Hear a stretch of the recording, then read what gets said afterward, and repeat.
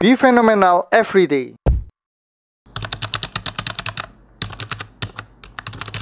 Halo guys, kali ini saya akan melakukan market update untuk dua emiten, dan emiten yang pertama yang akan saya bahas adalah emiten turnaround ya, andalan dari Aves, yaitu Aisyah. Untuk Aisyah sendiri, nah teman-teman bisa melihat dia sudah keluar ya Q2 2024-nya. Dari top line-nya dulu untuk penjualan, kalau kita lihat dari 2022 ke 2023 itu memang mengalami penurunan ya.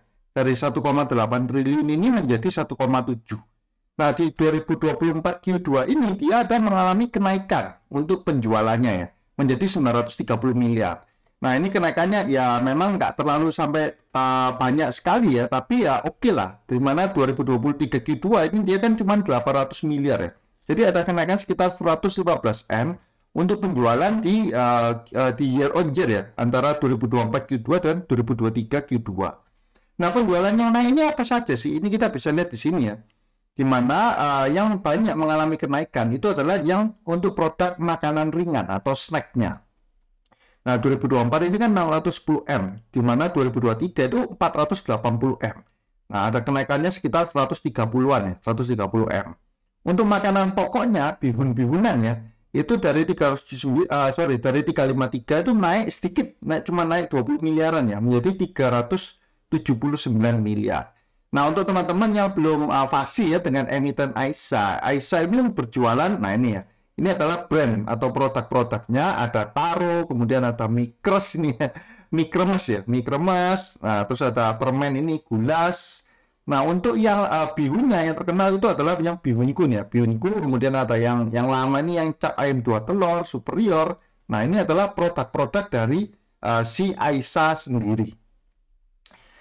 Nah, berikutnya di sini, di bagian gross profit margin ya, teman-teman kalau perhatikan di 2022 itu kan sekitar 26%.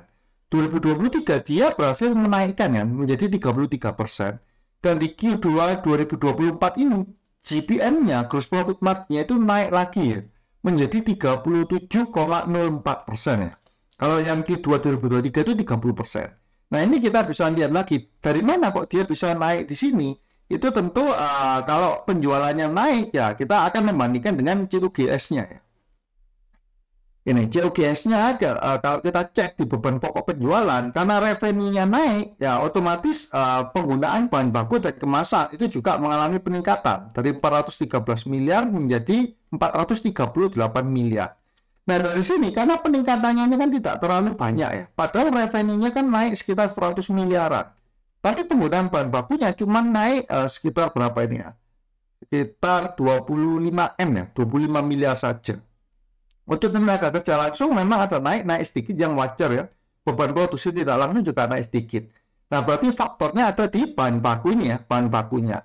Nah, kalau teman-teman lihat ya, untuk produk-produk seperti ini tentu bahan baku utama dari si Aisyah ya. Ya, seperti mie, bihunnya, kemudian snacknya itu adalah tepung, entah itu tepung terigu ataupun tepung jagung. Nah, kemungkinan kalau seperti ini ya berarti ada penurunan harga bahan baku. Sehingga dia misalkan dia jualnya sama, tapi karena harga bahan bakunya turun, ya tentu margin gross profit marginnya mengalami penurunan. GPM-nya mengalami peningkatan, COGS-nya yang mengalami penurunan. Nah, di sini oke sekali, dia revenue-nya naik, GPM-nya juga naik. Sekarang kita masuk ke SGA Expand ya. Penjualan dan distribusinya, ini dari 300M, 278M. Di Q2 ini 179M. Kita lihat langsung yang bagian persentasenya aja ya. Di Q2 ini penjualan dan distribusinya paling besar, 19,22% ya. Kalau kita lihat, kita compare dengan yang tahun-tahun sebelumnya, di 2024 Q2 ini paling besar, dia 19%. Nah, ini yang menyebabkan kalau yang lainnya kan tidak terlalu berbeda ya, 10%-an ya. Untuk umum administrasi, untuk penghasilan lainnya angkanya kecil ya sama beban lainnya. Nah, SGA-nya akhirnya meningkat juga menjadi 30%, kan sebelumnya di 27%-an. Nah, kita cek lagi ya di bagian beban penjualan dan distribusi, ini dia naiknya kok bisa signifikan. Di bagian beban penjualan dan distribusi, nah teman-teman bisa cek di akun ini, Bagian promosi ini mengalami peningkatan yang paling banyak ya, dari 78 miliar menjadi 97 miliar. Itu bagian promosi. Kalau untuk pengangkutan ya jelas karena revenue-nya naik, ya otomatis beban pengangkutan, kemudian gaji karyawan juga ada kenaikan ya. Nah ini wajar semua. Yang paling besar itu adalah bagian promosi. Nah apa sih yang dilakukan si Aisyah ini ya untuk mempromosikan produknya? Kalau saya cek-cek ya, Aisyah ini lagi mengembangkan untuk digital marketingnya. Bahkan setiap produk dia bahkan membuat satu persatu Instagram account ya. Ini ada Instagramnya Taro ya. Dia buatkan akun Taro Snack ID ini. Kemudian Biwinku ID juga ada. Terus ini ya mie superior juga ada. Kemudian mie cap ayam 2 telur juga ada. Dan kalau kita lihat di akun-akunnya ini dia sangat aktif ya. Sangat aktif. Kemudian ya saya sempat beberapa kali melihat ya ada beberapa investor yang juga digunakan ya dalam mempromosikan si Taro ini. Nah jadi mungkin langkah si Aisyah ini dia akan memperkuat branding karena zaman sekarang memang sudah tidak terlalu zaman ya untuk iklan di TV, tapi lebih kebanyakan iklan di digital marketing. Nah untuk iklan konvensional mungkin ya tetap ada si Aisyah, tapi penetrasinya dia di digital marketing ini cukup kuat ya. Followernya pun saya lihat juga oke ya, dia Taro ini sampai mencapai 100.000 ya. Kemudian Biwinku ini juga 93.000 follower. Nah ini ya cukup aktif juga ini untuk segala pos-posan dan untuk iklan ya di Aisyah. Nah, terus saya juga melihat dia juga punya channel YouTube-nya juga ya untuk Taro Snack, kemudian ada websitenya ya khusus Taro. Dan ada channel penjualan distribusi di Shopee ya. Di Shopee ini saya lihat dia punya pengikut juga cukup banyak, ada 20.000. Walaupun transaksinya ya, mungkin masih belum signifikan ya ini ya. Yang terjual masih cuma 10.000 unit, 2.500 unit, bahkan ada yang kecil-kecil ya. Cuma 180, 400 tua. Nah, tapi kita bisa tahu langkah dari manajemen adalah dengan dia membesarkan budget promosi, tentu dia ingin menguatkan brand daripada produk-produknya. Nah, biasanya untuk di digital marketing ini kan perusahaan itu cenderung yang diiklankan itu adalah brand perusahaannya. Tapi si Aisyah ini dia lebih ke arah brand produknya yang ditingkatkan di market ya.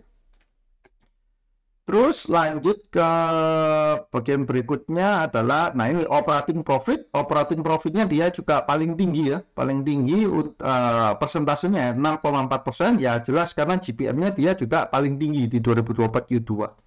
Di sini saya kasih net operating profit. Artinya apa? Ini adalah saya hitung cuma dari gross profit dikurangi SGA. Nah, SGA ini hanya penjualan dan beban umum administrasi. Jadi untuk penghasilan lain-lain dan beban lain-lain ini saya nggak hitung ya. Itu untuk net operating profitnya. Tapi angkanya karena nggak terlalu besar, jadi secara persentase juga nggak terlalu signifikan. 6,4 dan 6,8%. Sama-sama 6% lebih.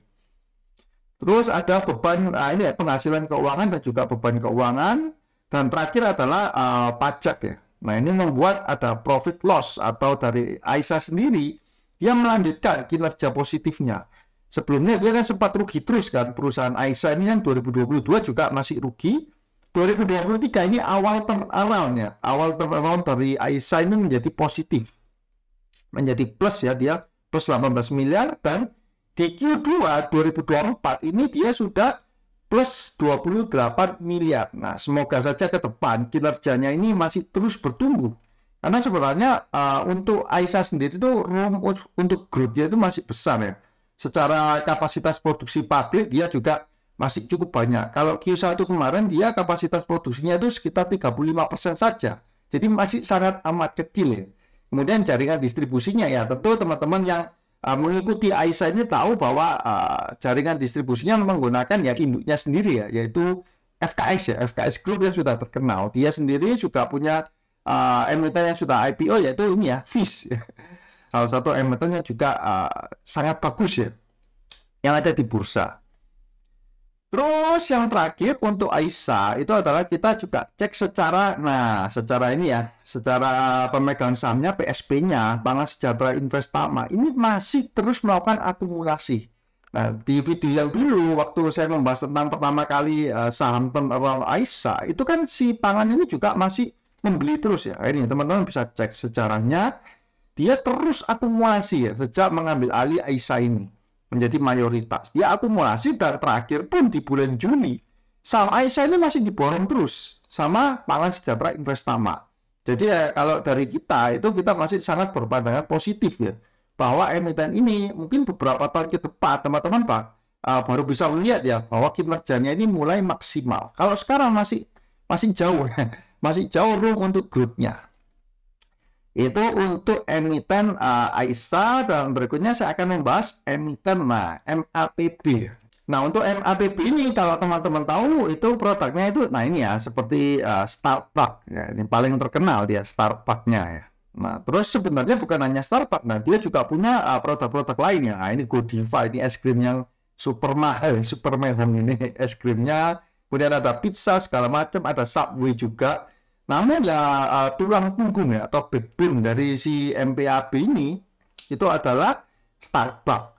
Nah, kita bisa lihat juga dari store-nya pun itu sangat didominasi oleh Starbucks ini ya. Starbucks semua. Kalau kita cek ya di websitenya ini ya. Tinennya itu kebanyakan Starbucks ini. Nah, halaman 9 pun ini masih isinya Starbucks semua. Starbucks. Nah, teman-teman bisa lihat ya. Untuk yang merek brand-brand lain, nah ini ya, barusan keluar ini di halaman 14. Jadi benar-benar tulang punggung si MAPB ini itu adalah di Starbucks. Nah, tapi teman-teman juga pasti tahu ya bahwa sekarang di negara-negara yang mayoritas Muslim, Starbucks ini kan sedang kena boikot rame-rame akibat perang ya dari ya itu Israel lawan Palestina ya. Nah, sama seperti kasusnya saham FAS ya, sahamnya KFC kan juga rontok mana ini. Sahamnya FAS ini kan juga rontok ya, di mana dia sampai menderita kerugian parah. Nah, si MAPB ini juga tidak jauh berbeda ya. Kalau kita cek di 2022, dia ini masih ini ya, secara penjualan 3,4 triliun, 2023 3,9 triliun, di 2024 dia mengalami penurunannya, tinggal 1,6 triliun ya untuk Q2-nya. Kalau kita setahunkan kan sekitar 3,2 triliun. Padahal di 2023 dia berjualannya hampir 2 triliun. Jadi Q2 2023 dengan Q2 2024 dia mengalami penurunan. Penjualannya pun didominasi oleh minuman. Kalau teman-teman cek ya, minumannya 1,1 triliun ya di 2023 Q2, sekarang ambles tinggal 890 miliar untuk minumannya. Nah, untuk makanannya dia tidak terlalu berpengaruh ya. Nah, dari 680 miliar memang ada penurunan, tapi tidak sesignifikan penurunan untuk minumannya yang mencapai 200 M. Ya, ini menurut saya karena imbas dari boikot ya, yang sangat dirasakan oleh perusahaan-perusahaan F&B ini ya. Meskipun begitu, sebenarnya kalau kita lihat secara gross profit margin-nya, dia ini masih bisa menjaga level gross profit margin-nya di angka sekitar 69% ya, sampai 2024. Nah, kemudian untuk beban penjualan, nah kita cek beban penjualannya juga paling tinggi ya, di Q2 2024 ini mencapai 63%, di mana sebelumnya kan cuma 50-an persen ya, 53, 56, 55. Nah, di Q2 2024 beban penjualannya ini mencapai 63%. Tapi angka 63% ini sebenarnya bisa dimaklumi. Kenapa? Karena kan ini angka dikomparkan dengan revenue-nya kan. Nah, untuk beban umum administrasinya juga masih nggak terlalu berbeda ya, 8,5, 83, 9%, 8,4. Nah, ini semua naik secara persentase karena revenue-nya yang mengalami penurunan. Nah, ini akhirnya SGA-nya jadi 72%. Untuk operating profit dia mengalami minus ya, atau sudah mengalami kerugian. Nah, ini ya, teman-teman bisa cek mengalami kerugian 56 miliar. Kalau dinetkan 47. Net ini yang tidak termasuk penghasilan atau pengeluaran lain-lain. Terus terakhir yang paling bottomnya, dia akhirnya untuk secara profit loss-nya, dia minus 50 miliar di Q2 2024 ini. Padahal sebelumnya dia selalu cetak laba ya. Nah, ini tahun-tahun sebelumnya 2022 dia cetak 130 M, 2023 100 M, dan di Q4 ini dia mulai mengalami suffer atau kerugian 50 miliar. Untuk beban penjualan ya yang mencapai 63,19%, ini kita bisa cek juga apa sih beban penjualannya ini. Nah, walaupun kita lihat ya, secara persentase dia kan menaik ya, 63%. Tapi kalau kita compare angkanya year on year ya, ternyata di tahun 2023 dia itu 1,1 triliun ya untuk beban penjualan. Tapi di tahun 2024 dia malah turun sebenarnya. Jadi dia turun tinggal 1 triliun, tapi secara persentase terhadap revenue-nya dia naik. Nah, apa yang menyebabkan dia turun? Kalau kita cek di bagian beban penjualan ya, di sini itu ada gaji dan tunjangan. Gaji dan tunjangan 265 miliar di 2024, 2023-nya 282 miliar. Jadi ada penurunan di gaji dan tunjangan. Untuk penyusutannya ada kenaikan segala macam, yang lainnya tidak terlalu berbeda ya. Nah, yang efek di gaji dan tunjangan ini. Kemudian kalau kita cek di beban umum dan administrasi ya, dia juga mengalami penurunan di gaji dan tunjangan. Nah, dari sini kita bisa tahu bahwa sebenarnya Starbucks ini sedang mengurangi jumlah karyawan karena beban gajinya ini itu mulai berkurang ya di Q2 2024 dibandingkan Q2 2023. Ya mungkin akibat imbas ya boykot, kemudian ada revenue-nya turun. Nah, akhirnya karyawan-karyawannya yang kena imbasnya ya, akhirnya ya pasti ada yang di layoff ya atau dirumahkan. Nah, mengingat tentang, kalau kita ingat-ingat tentang karyawan ini, saya jadi ingat tentang bukunya yang Tom William ya, atau pendirinya Astra ya, dimana dia itu punya filosofi kalau perusahaannya merugi, itu karyawannya nggak boleh dipecat. Karena bagi dia, ya dia ingin menciptakan lapangan kerja sebanyak mungkin kan. Nah, saya jadi ingat itu, waktu saya baca bukunya, wah ini pengusaha yang super ya Om William itu. Makanya disebut di bukunya itu adalah man of honor, karena dia benar-benar mempunyai visi itu untuk menciptakan lapangan kerja sebanyak mungkin. Nah, kalau teman-teman belum baca, teman-teman sebaiknya juga baca ya tentang biografinya Om William itu. Kembali ke MAPB ini, si Starbucks ya, lebih tepatnya ya memang ini backbone-nya Starbucks.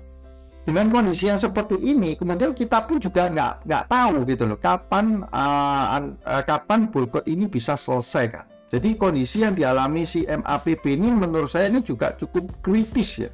Karena tekanan ini dia nggak bisa ngapa-ngapain. Lah memang mayoritas masyarakatnya kan mendukung untuk boykot kan. Jadi otomatis dia akan mengalami penurunan yang sampai kapanpun itu kita nggak tahu selesainya kapan. Ya atas hal itu yang menurut saya untuk teman-teman yang mempunyai saham ya di emiten ini ya teman-teman harus cukup waspada ya untuk kinerja dari MAPB kapan dia bisa membalikkan menjadi positif dengan kondisi yang sekarang yang masih kurang kondusif. Oke guys, cukup sekian ya untuk market update kali ini. Semoga dapat membantu untuk teman-teman semua. Saya doakan semoga teman-teman sehat selalu, semakin sukses dan juara. See you guys.